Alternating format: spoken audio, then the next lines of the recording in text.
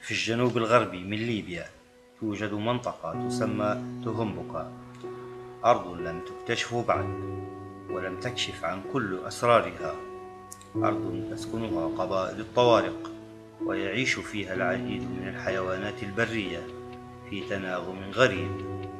وهذه المنطقة هي الأرض الأخيرة المتبقية في ليبيا، الموجود فيها بعض آخر الحيوانات المهددة بالانقراض، وأنواع من الطيور المهاجرة والمقيمة، وكذلك العديد من أنواع الحشرات الموجودة في ليبيا. أرض تتمتع بجمال أخاذ من حيث التنوع الفطري والبيولوجي. ولا يكفي هذا، فهناك جمال التضاريس الموجودة من جبال ووديان وحضارات ما قبل التاريخ.